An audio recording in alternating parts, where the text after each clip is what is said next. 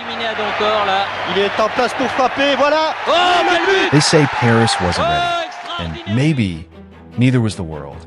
Because what Safet Sušić brought to football wasn't just talent. It was a different language. A poetry of movement that defied logic, not fast, not flashy, but so beautiful it made time slow down. He played as if the ball was part of his soul, not just his feet. And in the middle of a gray, struggling PSG, a club with no Champions League nights, no superstars, no oil money, he was the miracle they didn't deserve. Pelé called him one of the greatest players I've ever seen. But most people outside Yugoslavia or the Parc des Princes have never even heard of him. Why? Why did a player so gifted, so universally respected by peers and legends, vanish from global memory? Why is his story missing from the lists of Ballon d'Ors, World Cups, documentaries? And most painfully, did Sušić pay the price for being too pure in a world that rewards only winners? This is not a story about statistics. This is a story about a man who danced through chaos, who made broken teams believe again, and whose genius flickered too quietly to survive the noise of modern football. But once, in the 1980s, there was a magician in Paris.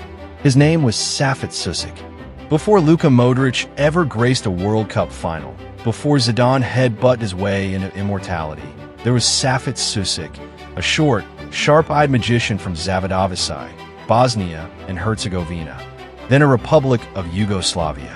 Born in 1955, in a nation where football was poetry and pride interwoven with politics, Sušić rose not from a polished academy, but from the dusty training grounds of FK Sarajevo, a club more known for spirit than silverware.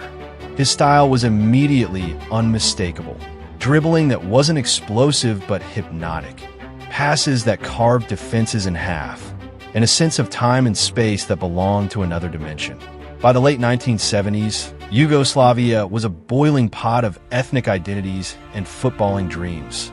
The national team was known for brilliance laced with volatility, capable of beating anyone and losing to anyone.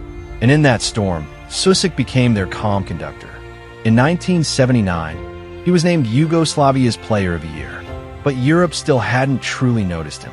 That would change in 1982 when he signed for Paris Saint-Germain. PSG at the time was not the fashionable global behemoth we know today. It was a young, fragile club, only 12 years old, with little identity and no European pedigree. Parc des Princes was not yet the playground of legends. It was the echo chamber of hopeful chants and empty promises. And into this came Sušić, not a celebrity, not a goal-scoring machine, but a footballing philosopher. In a league that prized strength and speed, Sušić offered stillness. Where others ran, he glided. Where others forced, he caressed. He wore the number 10, but not like Platini, not like Maradona. He didn't command with ego. He seduced with subtlety. His legs never hurried. His eyes saw 2 passes ahead. And soon, even the most cynical fans began to believe they were witnessing something extraordinary. But here's where the fault line begins to show. PSG, for all Sušić's brilliance, lacked the structure, the teammates, and the spotlight to elevate him to global stardom. While Platini was conquering Europe with Juventus, while Maradona was becoming a demigod in Napoli, Sušić was dragging a mid-table PSG side to rare moments of glory, almost single-handedly. Between 1982 and 1991, Sušić played over 340 matches for PSG. He became the club's all-time assist leader for decades. He delivered passes that no one else saw, sometimes so subtle that even his teammates missed them. He had a football IQ that bordered on mystical, but no marketing machine behind him. No major tournament run, no Ballon d'Or campaign. At the 1982 World Cup, he was part of a Yugoslavia team riddled with internal tension. In 1990, he was finally given his moment, but Yugoslavia fell to Argentina on penalties in the quarterfinals. And just 2 years later, the country he represented would cease to exist. There was no place in the modern, commercialized game for a genius like him. Too slow for the highlights, too loyal for the transfers, too good for the system. And yet, those who played with him and against him talk about him with reverence, as if they had glimpsed something the world never fully captured. A magician who played before the cameras were ready. The rise of Safet Sušić wasn't explosive. It was gradual, like dawn breaking over the mountains of Bosnia. But when the light hit, it was undeniable. In Sarajevo, he had already become a cult icon, scoring 18 goals in a single season from midfield, a record untouched in the Yugoslav First League. When PSG signed him in 1982, they weren't buying a superstar. They were buying a curiosity, a player for connoisseurs, a luxury midfielder, beautiful to watch, maybe too fragile for real wars. But Sušić turned out to be much more. In his early years at PSG, he lifted the team almost by will alone. His passes made average strikers look like world beaters. His vision turned broken plays into ballets. In 1983, he led PSG to a rare Coupe de France title. In 1986, he helped them win their first ever League One championship, a miracle for a club barely out of its adolescence. At the Parc des Princes, fans would gasp before they would cheer. Sušić didn't just assist goals, he composed them. He would slow the game down in the middle of chaos, beat 3 defenders with a shoulder drop, and then release a pass that sliced time itself. He was football in slow motion, but it wasn't laziness. It was control. Yet that was also the beginning of the problem. The media called him lazy. Analysts questioned his defensive work. Some even said he didn't fit in the modern pace of football. In an era that was falling in love with athleticism, Sušić played like a romantic in the age of machines. And worse, PSG was not winning consistently enough to protect him. There were rumors that Sušić clashed with certain coaches who didn't understand his tempo, that he refused to adapt, refused to run more, refused to play the number 10 like everyone else. Some say he didn't care, but those who knew him said otherwise. He cared deeply. He just wouldn't compromise beauty for the sake of approval. On the international stage, his genius was often shackled. Yugoslavia in the 1980s was a cauldron of talent and egos. Sušić, despite his status, was often used out of position or benched for more aggressive players. In the 1990 World Cup, despite being one of the oldest players, he still created chances that left pundits speechless. But they lost to Argentina on penalties. There would be no semi-final, no Ballon d'Or, no Fairita Lendi. In the years that followed, Sušić remained loyal to PSG.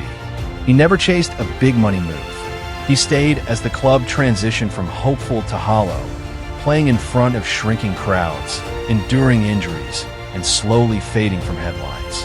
By 1991, he retired, quietly. No fanfare, no tribute video, no wove ceremony, just silence. The fall wasn't dramatic. It was worse. It was invisible. He left the game like he played it, subtle, misunderstood, and slightly out of sync with the world around him. There's a particular cruelty in football, one that doesn't wound with scandal or destroy with addiction. It's quieter, slower.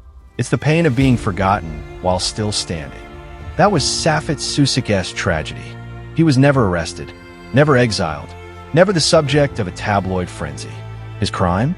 He existed at the wrong time, in the wrong club, in the wrong system. And when he finally left the stage, no one clapped, because most never even saw the show. In Paris, Sušić became a ghost long before he retired. His passes were still brilliant, his touch still divine. But PSG, lost in financial instability, with no Champions League to offer and no global voice, began to drift into obscurity. And with them, their brightest light flickered in silence. He was still there on the pitch, still conjuring magic that made defenders trip over shadows. But the world had turned its back.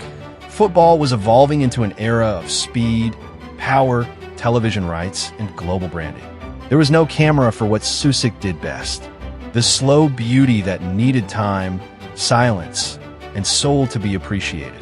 In interviews after retirement, Sušić was never bitter, but there was something hollow behind his words. He once said, "I never really ran. I just waited for the game to come to me." A philosophy beautiful in essence, but deadly in practice. Because the game never came back. Not to him, Despite being named by Pelé in FIFA's list of 100 greatest living players, despite holding PSG's all-time assist record for decades, despite being one of the best players Yugoslavia ever produced, Sušić was rarely invited to galas, rarely interviewed, rarely even mentioned. The newer generation of PSG fans barely knew his name. They knew Neymar, Mbappe, Zlatan, but Sušić, that old Bosnia number 10? Just a line in a stat sheet. If that, there were whispers too, among his former teammates, that Sušić felt trapped in his own image, that he regretted not leaving PSG when he had the chance, that he wondered in private if he had wasted the best years of his life in a club that couldn't return the favor. He had offers, they said, from Italy, from Spain, clubs that could have given him the platform. But he stayed, because he believed in loyalty, because he believed Paris would rise, because he thought beauty alone was enough to be remembered. It wasn't. When Yugoslavia fell apart in the 1990s, Sušić lost more than a national team. He lost an identity. He could never wear that jersey again, never return to that system of artists, anarchists, and alchemists. Bosnia and Herzegovina would become independent, but Sušić was a man between worlds, a footballer with no country, no club legacy, and no place in modern football memory. And that's the darkest truth of all. Sometimes, the purest talents are the first to be erased. Let's be honest, football does not remember everyone it should. It remembers the winners, the loud, the controversial, the ones with trophies in one hand and headlines in the other. But football often forgets the artists, the men who didn't shout, didn't sell, didn't fit. Safet Sušić was one of them. In another era, he might have been worshipped like Zidane. With better teammates, he might have lifted a European Cup. With better timing, he might have worn the golden jersey of Brazil or starred in a Champions League final broadcast to 1 billion hearts. But that was never his path. He didn't chase attention. He chased beauty, and the world punished him for it. We live in a sport that values pace over poetry, metrics over magic. Sušić wasn't made for that world. His career, in a way, was an act of rebellion, a man who refused to play ugly to survive, who stayed with a club out of belief, even when that belief cost him glory, who played for a country that disappeared from maps, and a style that disappeared from football. So what do we make of that? Was he a wasted genius? Or was he simply a man too early for his time? Was he wrong to stay at PSG for 9 years? Or did loyalty mean something deeper to a man raised in the values of old Yugoslavia? And more importantly, do we have the capacity as fans, as historians, to celebrate greatness even when it isn't attached to medals? Maybe Safet Sušić is the test of whether we can love a player not for what he won, but for what he gave. Whether we can honor someone who didn't lift the cup, but lifted the game. Because if Sušić isn't remembered, then perhaps we are the ones who have failed. There are players whose names echo in stadiums forever. And then there are those whose legacy drifts like mist, soft, beautiful, but fading with time. Safet Sušić belongs to the latter, but he shouldn't. For the fans who watched him at Parc des Princes in the 1980s, he was not just a footballer. He was a revelation. The man who made Tuesday night cup games feel like opera. The man whose passes didn't just reach players, they whispered to them. Ask the elders in Sarajevo, and they'll tell you, he wasn't just our best player, he was our pride. Ask the old PSG supporters, and they'll smile sadly. Before the money, before the stars, there was Sušić. And maybe that's enough, because legacy isn't always written in gold. Sometimes, it's etched quietly in the memories of those who saw something rare, something fleeting. The kind of talent that doesn't explode but lingers, that doesn't demand love but earns it slowly. Today, PSG's history books still mention him. Bosnia and Herzegovina still call him a hero. Pelé still had him on his list. And for those of us who value artistry over algorithms, Sušić remains a symbol of the beauty football once had and the silence it sometimes leaves behind. He's gone from the field, but never from memory, because once a magician walked in Paris and he made the city dream.